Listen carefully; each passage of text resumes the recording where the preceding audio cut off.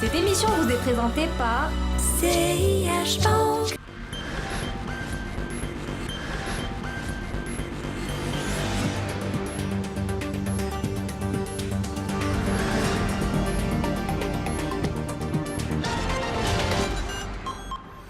Bonjour à tous et bienvenue dans ce nouveau numéro de l'hebdo des marchés. Alors que l'épargne n'a jamais été aussi mal rémunérée dans un contexte difficile pour le marché des capitaux au Maroc, eh bien les acteurs se sont réunis pour trouver des solutions, notamment à la mobilisation de cette fameuse épargne. C'était à l'occasion de la journée mondiale de l'épargne, une initiative à mettre au crédit du groupe CDG ainsi que de Poste Maroc et qui a connu la participation des plus grands acteurs concernés justement par cette mobilisation de l'épargne comme le Wali de Banque Maghreb Abdelatif Jouahri.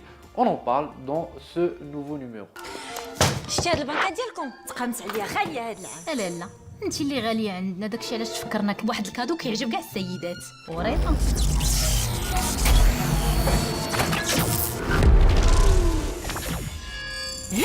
سمعت عندكم شي كادو خيالي. وريضه لكاع السيدات، تاخدي وحده.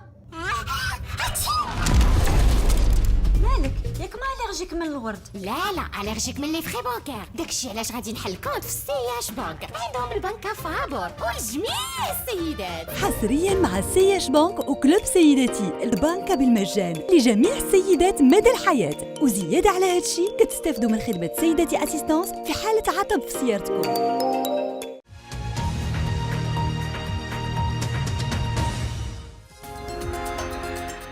Le Maroc a célébré pour la première fois la semaine dernière la journée mondiale de l'épargne. Cette journée est célébrée mondialement depuis près de 100 ans et consacre ce fameux concept économique qualifié de complexe par les opérateurs, l'épargne.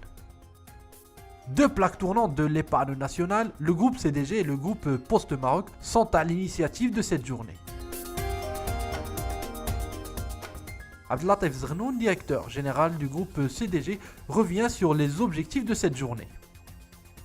Cette conférence va réunir un ensemble d'experts nationaux et étrangers qui ont accumulé une grande expertise et une grande expérience dans le domaine de l'épargne. Et donc ça va être un espace d'échange, de partage, d'expérience et d'expertise.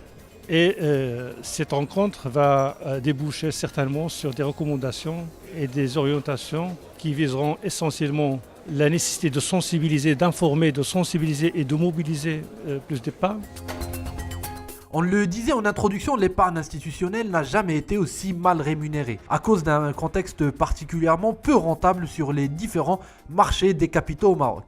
C'est peut-être pour cette raison que son poids dans le PIB ne cesse de baisser depuis 3 ans.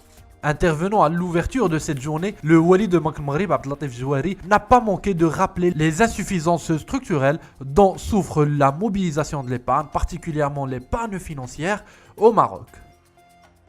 Moi-même, dans mon intervention d'introduction, j'ai essayé un petit peu au moins sur ce qui nous concerne de la micro-épargne et surtout de l'épargne financière, de donner à la fois des données chiffrées qui malheureusement ne sont pas très probants, mais qui nous engagent, nous, dans le cadre actuel de la mise en œuvre de cette stratégie nationale d'inclusion financière, de pouvoir toucher les segments moyens et faibles.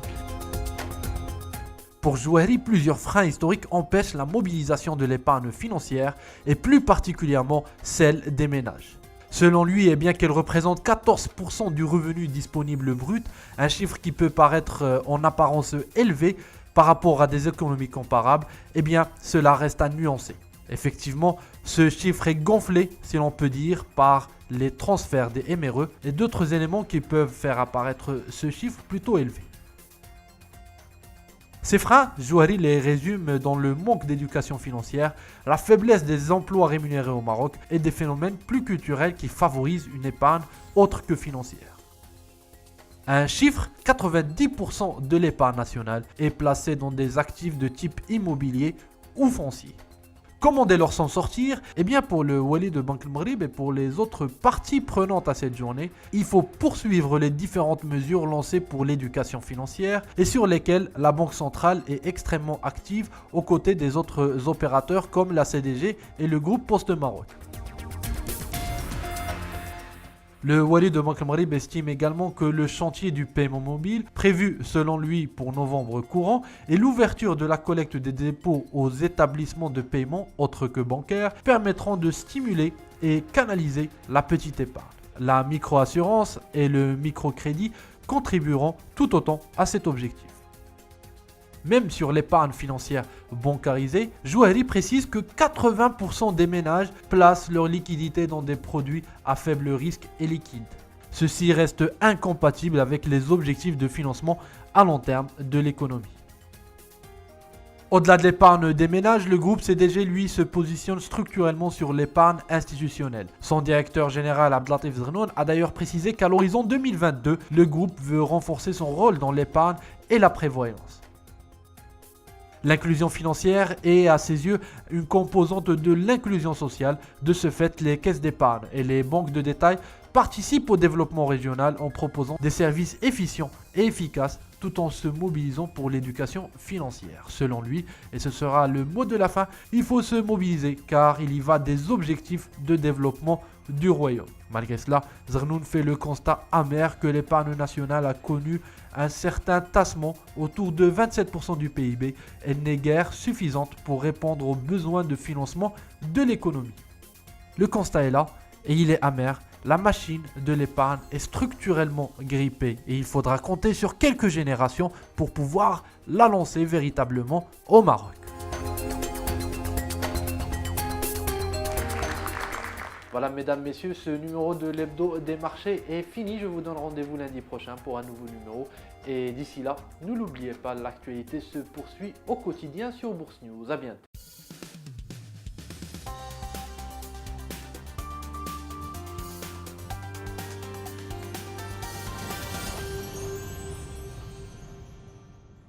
Cette émission vous a été présentée par CIH Bank.